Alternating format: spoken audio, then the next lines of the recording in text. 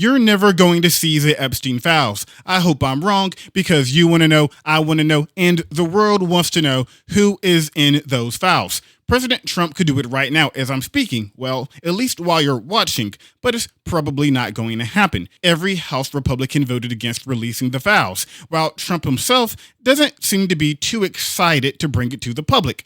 So there's only one question. But why? There is the most obvious reason why Donald Trump is crashing out over the Epstein Files being released. You see, back in the day before Trump became president, before he did birtherism, before Trump University, before the lawsuits, and yes, even before his fame on television, of course, I'm talking about him in Home Alone 2, Trump liked to party, and one of his best friends to party with was none other than Jeffrey Epstein himself. They were even on video together back in 1992. You've probably seen the video on screen before. It's been everywhere. That's not new news. But it didn't help Trump's case when he gave this infamous New York Magazine quote back in 2002. "I've known Jeff for 15 years. Terrific guy. He's a lot of fun to be with. It is even said that he likes beautiful women as much as I do, and many of them are on the younger side, no doubt about it. Jeffrey enjoys it so..." Okay, I'm not doing the... It is even said that he likes beautiful women as much as I do, and many of them are on the younger side. No doubt about it. Jeffrey enjoys his social life. Talking about Epstein liking younger women right after saying he likes women as much as you do is like saying you enjoy exploring the human body in various ways as much as Hannibal Lecter. Maybe Trump has an out because, yeah, he might have partied with Epstein. Maybe he's known him for 15 years at the time, documented on Epstein's flight log 7 times dating back to 1993, and Epstein was a Mar-a-Lago club member until 2007. After all, according to a book, Trump kicked Epstein out in 2007, even though that was only after he started to mess with Trump's brand by trying to talk to another member's underage daughter. Also, why didn't Trump cut ties with Epstein when he was previously arrested for sexual relations with a minor back in 2006? We'll get back to that later. If my friend was arrested for prostitution of a minor, I don't know if I would keep them in my orbit for another year. Maybe somehow Trump didn't know that Epstein, the guy, by his own admission, who liked younger women, liked them so young that even Leonardo DiCaprio would get uncomfortable would do such a thing. But that would be weird considering Trump was Epstein's closest friend. Don't take my word for it. Let Jeffrey Epstein himself in 2017 explain it. That was closest friend. Closest friend for 10 years. The good news for Trump is that he cut ties with Epstein. He said it himself back in 2019 during his first term. But there's a problem with that too. Once again, allow the CEO of Sex Crimes Incorporated explain that. His people fight each other. Right. And then have outsiders. He sort of poisons the well outside. He will tell 10 people Bannon's a scumbag and Priest is not doing a good job and Kelly has a big mouth. And what do you think? Jamie Dimon says you're a problem and I shouldn't keep you. And I spoke to Carl Icahn, and Carl thinks I need a new spokesperson. So Kelly, even though I hired Kellyanne's husband, Kellyanne is just too much of a wild card. Those tapes were from the Fire and Fury podcast, just a few of the 100 tapes journalist Michael Wolff recorded while talking with Epstein. And if those names Jeff was talking about sound familiar, that's because those people were in Trump's cabinet in his first term. So if Trump cut off Epstein like he claimed he did a long time ago, why does he know so much about the inner workings of the Trump administration? Why did Epstein have 14 different phone numbers for Donald Trump? These are real questions. They are not rhetorical. I want to know, and I think you do too. If Trump didn't have deep history with Epstein, then why did Epstein brag about how Trump first had relations with Melania on his plane, the Lolita Express? And before we go any further, the Lolita Express, really? If you've watched any anime of any sort, fire alarms are going off in your head. Lolita Express. Lolita Express. No. Just no. You don't pass go. You don't collect 200, right to jail. What the hell? I literally can't believe this man had the balls to name his plane the Lolita Express, and nobody ever made that point. But now looking back, it all makes sense. In every picture, Jeff Epstein always has that look in his eye. That, yeah, I know you know what I did, and you know that I know you know.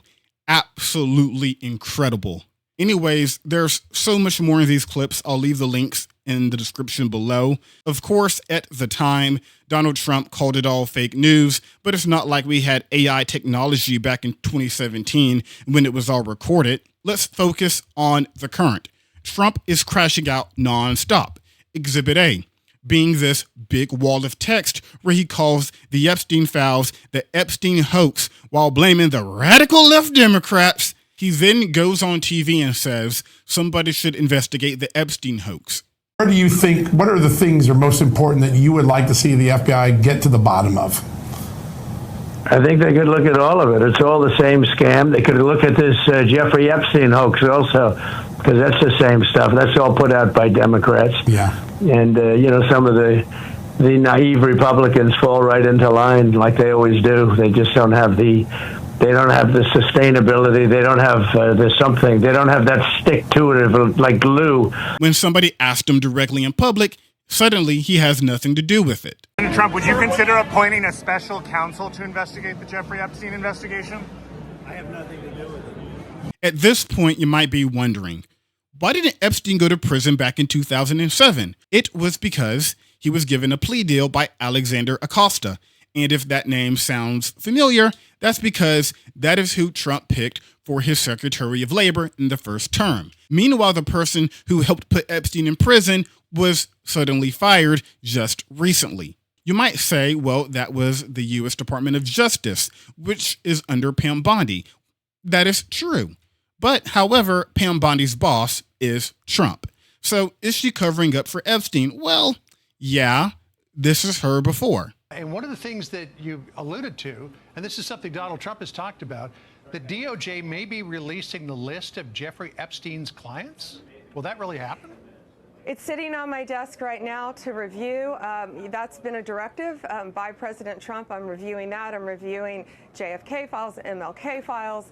That's all in the process of being reviewed because that was done at the directive of the president from all of these agencies. So have you seen anything that you said, oh my gosh? Not yet. And now the DOJ, thus Bondi, claims there's no list. Nothing has ever existed. Fake news. Don't look at it. Don't ask questions. Shut up and dribble. But yet, Trump comes out and defends her from criticism, states she's doing a fantastic job and to not waste time and energy on Epstein. Trump has doubled down and said if you care about the Epstein files, you are a weakling, and that his past supporters are buying the Epstein bullshit hook, line, and sinker. So Trump is very mad about this issue being pushed. And we have to ask ourselves, why is Trump, a man who's been best friends with Epstein for at least a decade, is so upset about the files being published? If you're a conservative, I get why you think Biden wouldn't release the files, because you think it will expose Bill Clinton. And yeah, he's probably on the list. And yes, we know there is a list. And we know there is one because due to a Freedom of Information Act, the full message to Kash Patel, signed by Pam Bondi herself, states she has received 200 pages of documents, which consist of flight logs, contacts, and a list of victims' names and phone numbers. And we're not done yet, because as I was writing the script, an article detailing how Trump also has extensive logs of Epstein's money transfers totaling up to $1.5 billion that they are refusing to release. There's another report that just came out as well from the Wall Street Journal of Trump sending Epstein a 50th birthday card with a crude drawing of a naked woman quoting, "Happy birthday," and "May every day be another wonderful secret." I mean, Trump could make everybody look like an idiot if he just released the files. Client list in full, no redactions, maybe outside of the victims. So what is he hiding?